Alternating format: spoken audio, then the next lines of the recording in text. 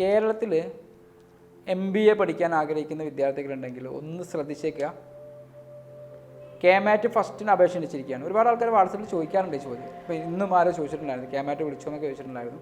അവർക്ക് നോട്ടിഫിക്കേഷനൊക്കെ അയച്ചു കൊടുത്തിട്ടുണ്ട്. അപ്പോൾ ഈ KMAT എന്ന് പറയുന്നത് MBA master of business administration പഠിക്കാനുള്ള ഒരു എൻട്രൻസ് എക്സാമിനേഷൻസ് ആണ്. ഒരുപക്ഷെ നിങ്ങൾക്ക് അറിയുന്ന കാര്യമായിരിക്കില്ല MBAയുടെ ക്വാളിഫിക്കേഷൻസ്. പല കുട്ടികൾ ഇപ്പോൾ എനിക്കറിയില്ല MBAയുടെ ക്വാളിഫിക്കേഷൻസ് ഒക്കെ ചോദിക്കുമ്പോൾ സർ ഞാൻ BA ഇംഗ്ലീഷ് കഴിഞ്ഞാൽ എനിക്ക് MBA ചെയ്യാൻ പറ്റുമോ?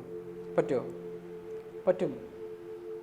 BA ഇംഗ്ലീഷ് എന്നല്ല, ഏതൊരു ഡിഗ്രി ഉള്ള ആളുകൾക്കും MBA ചെയ്യാം. ചില കോളേജിൽ അഡ്മിഷൻ കിട്ടണമെങ്കിൽ ഡിഗ്രിക്ക് ഇത്ര മാർക്ക് വേണമെന്നുള്ള മാനദണ്ഡമുണ്ട്. KMAT നിങ്ങൾ ഗൂഗിളിൽ സെർച്ച് ചെയ്യുന്ന സമയത്ത് കർണാടക മാറ്റിലേക്ക് പോകാനുള്ള ചാൻസ് ഉണ്ട് കേട്ടോ.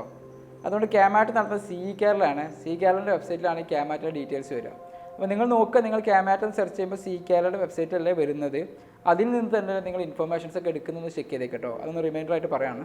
കേരളത്തിലെ എല്ലാ ഇത് ഓട്ടോണമസ് ആണെങ്കിലും വേറെ സർവകലാശാലയിലേക്കാണെങ്കിലും ഒക്കെ ഈ ഒരു ടെസ്റ്റിൻ്റെ അടിസ്ഥാനത്തിലാണ് എടുക്കുക. നമ്മുടെ സെൻട്രൽ യൂണിവേഴ്സിറ്റി വെച്ച് ബാക്കിയുള്ളതിനൊക്കെ നമുക്ക് എന്ത് ചെയ്യാൻ പറ്റും, ഇവിടുത്തെ കേരളത്തിൽ പഠിക്കുന്ന സ്ഥാപനങ്ങൾക്ക് KMAT നിങ്ങൾ ക്വാളിഫൈഡ് ആയിരിക്കണം എന്നുള്ളതാണ് അതിൻ്റെ ഒരു മാനദണ്ഡം എന്ന് പറയുന്നത്. ബിടെക്കാർക്കും കൊമേഴ്സിലോ സയൻസിലോ ആർട്സിലോ ഒക്കെ ബിരുദമുള്ള ആളുകൾക്ക് നേരത്തെ പറഞ്ഞതുപോലെ അപേക്ഷിക്കാം എന്നുള്ളതാണ് ഇതിൻ്റെ ഒരു പ്രത്യേകത. അപേക്ഷ നൽകാൻ പറ്റുന്ന അവസാന തീയതി ഫെബ്രുവരി മാസം 9-ാം തീയതിയാണ്.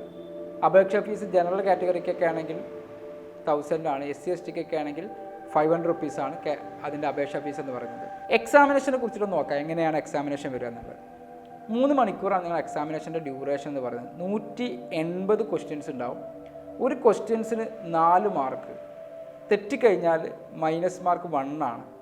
അങ്ങനെ 720-ൽ അതിൻ്റെ 10% 72 മാർക്കെങ്കിലും നേടിക്കഴിഞ്ഞാൽ നിങ്ങൾ MBA പഠിക്കാൻ ക്വാളിഫൈഡ് ആയി. പിന്നെ ഞാൻ നേരത്തെ പറഞ്ഞ പോലെ കോളേജുകൾക്ക് എന്തെങ്കിലും മാനദണ്ഡം ഉണ്ടെങ്കിൽ അവിടെ മിനിമം മാർക്ക്. ഇതിന് പ്രായപരിധിയൊന്നുമില്ല.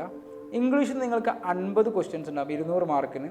പിന്നീട് ക്വാണ്ടിറ്റേറ്റീവ് ആപ്റ്റിറ്റ്യൂഡ്, മാത്തമാറ്റിക്സൊക്കെ ആയിട്ട് ബന്ധപ്പെട്ട കാര്യങ്ങൾ, അതിന് 50 ചോദ്യങ്ങളുണ്ടാകും 200 തന്നെ.